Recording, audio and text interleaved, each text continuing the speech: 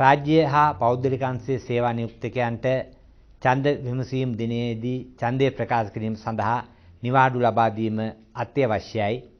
රාජ්‍ය අංශයේ සේවකීන්ට අවම පැය 2ක කාලයකට සීමාවකට යටත්ව ඒ ඡන්ද දායකයාට ඒ සේවකයාට ඡන්ද පොළට යාමට තියෙන දුර ප්‍රමාණය අනුව නිවාඩු ලබා දීම ඒ රාජ්‍ය අංශයේ ආයතන ප්‍රධානීන්ගේ වගකීමක් වෙනවා.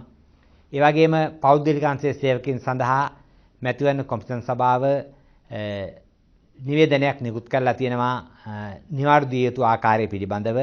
කිලෝමීටර් 40කට හෝ ඊට අඩු නම් දින භාගයකුත් 40ත් 100ත් අතර දින එකකුත් කිලෝමීටර් 100ත් 150ත් අතර දින එකහමාරකුත් කිලෝමීටර් 150කට වැඩි නම් දින දෙකකුත් වශයෙන් නියම කොට තිබෙනවා.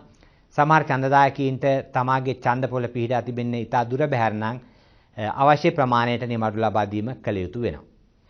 රාජ්‍ය හා පෞද්ගලික විශ්වවිද්‍යාල ඒ වගේම මේ විශ්වවිද්‍යාලවල ශිෂ්‍යයින්ට කාර්ය මණ්ඩලවලට පෞද්ගලික උපකාරක පන්තිවල ඉගෙන ගන්නා ශිෂ්‍යයින්ට ඒ වගේම ඇඟලුම් කම්හල්වල ඒ වගේම අනිකුත් කම්හල්වල අනික් කාර්යාලවල පෞද්ගලික අංශයේ ආයතනවල සේවය කරන සියලුම දෙනාට නිවාඩු ලබා දීමේ අදාළ සේවා යෝජකයින්ගේ වගකීමක්. ඒ වගේම නිවාඩු ලබා දීමෙන් පසුව Taman ඒ අදාළ සේවා නියුක්තකයන්ට නිවාඩු ලබා දුන් ආකාරය පිළිබඳව දැන්වීමක් අදාළ ආයතනයේ ප්‍රදර්ශනය කිරීම අවශ්‍ය වෙනවා. ඒ සේවකයින්ගේ නිලධාරීන්ගේ දැන ගැනීම සඳහා.